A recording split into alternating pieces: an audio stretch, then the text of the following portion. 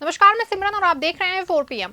दोस्तों, गुजरात की पॉलिटिक्स में अपने पीएम साहब को राष्ट्रीय राजनीति में एंट्री दिलाने वाले नितिन गडकरी के साथ अंदर खाने में बड़ा खेल चल रहा है। इथेनॉल उनके लिए जी का जंजाल बन गया है। एक और जहां गडकरी के परिवार की साख दाव पे लगी है, वहीं दूसरी ओर हालात ये हैं कि गम के मारे बेचारे गडकरी जी को 3 दिन में 2 बार मीडिया ट्रायल के लिए मजबूर होना पड़ा है।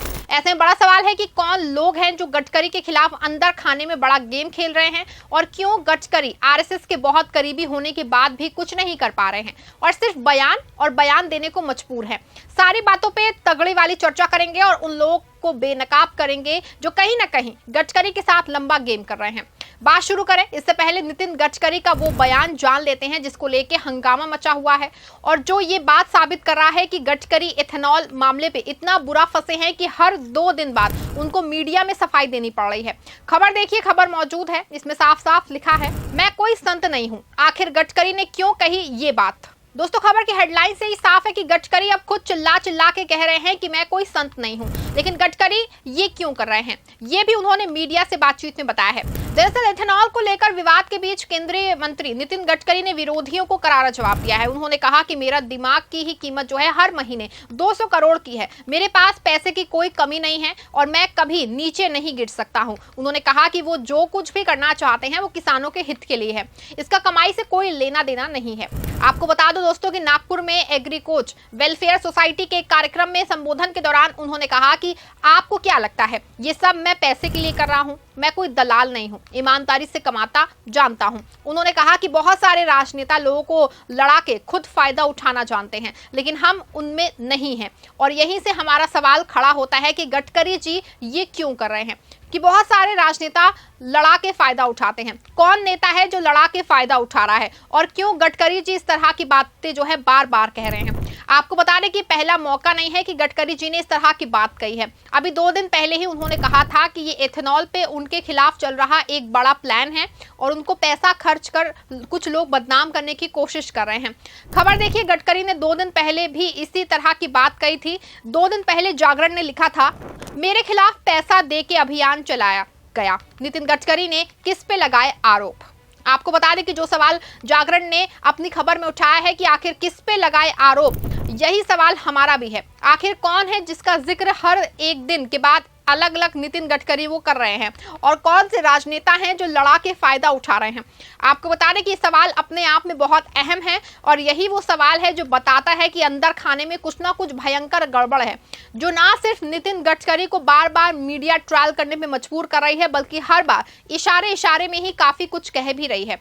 गडकरी जी आखिर कहना क्या चाहते हैं, इसको शुरू से समझते हैं। आपको बता दें कि इस पूरे प्रकरण में एक तारीख सबसे अहम है, वो है 17 सितंबर। माना जा रहा है कि ये पूरा खेल 17 सितंबर के इर्द गिर्द घूम रहा है, क्योंकि साल 2024 के बाद आरएसएस और मोदी 3 की सरकार के बीच दूरियां की जो खाई है वो लगातार गहरी होती जा रही थी और बीजेपी की नीतियों और नियमों से ऊपर अध्यक्ष और केंद्रीय मंत्री दोनों पदवी संभालने वाला जेपी नड्डा को यहां तक कहना पड़ा था कि अब बीजेपी को संघ की जरूरत नहीं है। और इसके बाद मोहन भागवत ने ना सिर्फ नॉन बायोलॉजिकल वाले बयान पे कटाक्ष किया, बल्कि अभी हाल ही में 75 की उम्र वाला बड़ा बयान दिया है।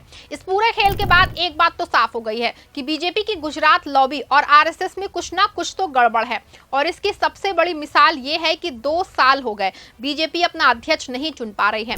अंदर खाने से खबरें आ चुकी हैं कि अब ये बात जग जाहिर है कि संघ गुजरात लॉबी से अलग किसी दूसरे को अध्यक्ष की कमान सौंपना चाहता था और अभी तक इसमें रार ठनी हुई है। लेकिन इस बीच में जो सबसे अहम कड़ी है वो नितिन गडकरी की थी। एक और जहां 17 सितंबर का प्रेशर था और नितिन गडकरी को आरएसएस नंबर 2 के तौर पे पेश कर रहा था और ये बात बहुत हद तक साफ भी हो गई थी कि अगर 17 सितंबर को अपने सूट-बूट वाले महामानव जी का झोला उठता है तो गडकरी को ही कमान मिले, क्योंकि गडकरी की छवि ना सिर्फ साफ सुथरी थी बल्कि वो पढ़े लिखे बेहतरीन समझ वाले एक राजनेता भी थे। और सबसे अहम बात है कि गडकरी को पूरा एनडीए खुशी से कबूल भी कर लेता, जिसको सीएम योगी और अमित शाह के नाम पे कतराने का खतरा था। ऐसे में माना जा रहा था कि नितिन गडकरी बीजेपी के गुजरात लॉबी के लिए बड़ा खतरा थे क्योंकि जिस तरह से मोदी सरकार में पिछले एक साल में से चल रहा है कि मोदी के बाद नंबर 2 दिखाने और मोदी के उत्तराधिकारी के रूप में अमित शाह को पेश किया जा रहा है। नजीर भी आपके सामने है कि जब महाराष्ट्र के सीएम की बात आई तो फैसला अमित शाह ने लिया, जब दिल्ली सीएम की बात आई तो फैसला अमित शाह ने लिया, जब ऑपरेशन सिंदूर पे चर्चा हुई तो पीएम मोदी की जगह राज्यसभा में अमित शाह बयान देने गए। बिहार में जदयू और दलों के साथ सीट शेयरिंग का मामला रहा, तब भी अमित शाह ही आगे दिखाई दे रहे हैं। ये तमाम सबूत हैं जो चिल्ला चिल्ला के गवाही दे रहे हैं कि मोदी के उत्तराधिकारियों के रूप में अमित शाह को अंदर खाने में सेट करने का खेल चल रहा है। लेकिन गुजरात लॉबी और आरएसएस की संघ से दूरी न पूरे खेल को खराब कर रहा है।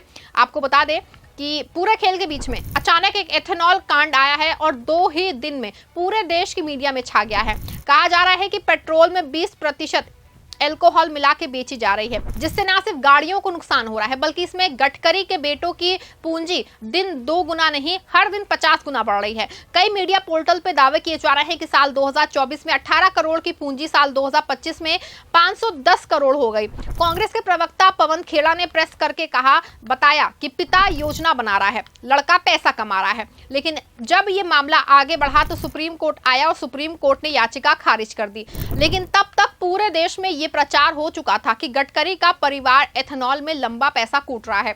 हालांकि इस पूरे खेल में गडकरी की इमेज काफी खराब हुई है और जो 17 सितंबर वाले खेल में महान मानव जी की कुर्सी के दावेदार थे वो दागों से भर गए और जिन महाअनुभव को नंबर 2 के तौर पे गुजरात लॉबी प्रोजेक्ट कर रही थी वो आगे आ गए। माना जा रहा था कि पूरा खेल इसी का एक हिस्सा था, लेकिन इसके बाद भी गुजरात लॉबी की सबसे बड़ी मजबूरी थी कि किसी तरह से आरएसएस के बीच की खाई को पाटा जाए और अब ये काम भी हो गया है। जिस तरह से पिछले दिनों 11 साल में कभी मोहन भागवत के लिए पीएम साहब ने उनके बर्थडे पे लेख नहीं लिखा, इतनी तगड़ी बधाई नहीं थी, लाल किले के प्राचीर से आरएसएस की जम के तारीफ नहीं की, लेकिन अब वो सब कुछ इस साल पीएम मोदी ने किया और अब उनका असर भी आया है।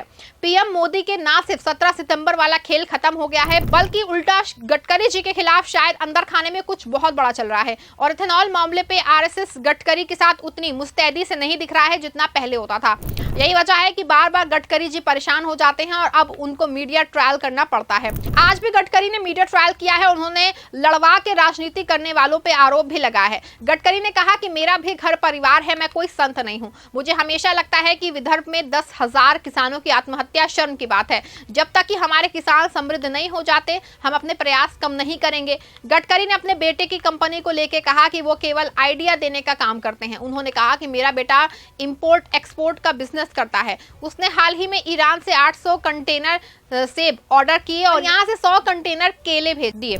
मेरे बेटे ने गोवा से 300 कंटेनर मछलियां सर्बिया को सप्लाई की। उन्होंने कहा कि बेटे ने ऑस्ट्रेलिया में दूध के प्रोडक्ट की फैक्ट्री लगाई है, वो अब अबू धाबी और अन्य जगहों पे भी कंटेनर भेजता है। उन्होंने बताया कि उनका बेटा आईटीसी के साथ मिलकर 26 चावल मिले चलाता है। ऐसे में साफ है कि गडकरी जिस तरह का बयान दे रहे हैं उससे कहीं ना कहीं ये जरूर है कि वो अपनी सफाई पेश कर रहे हैं। लेकिन सवाल है ये कि कब तक गडकरी का मीडिया ट्रायल चलेगा? क्या सच में गडकरी के साथ अंदर खाने में कोई गड़बड़ चल रही है? क्या गडकरी बीजेपी में अकेले पड़ गए हैं या कोई और ही खेल है? पूरे मामले पे आपकी क्या राय है? अपनी राय कमेंट में जरूर लिखिएगा और खबर को लाइक और शेयर भी करिएगा।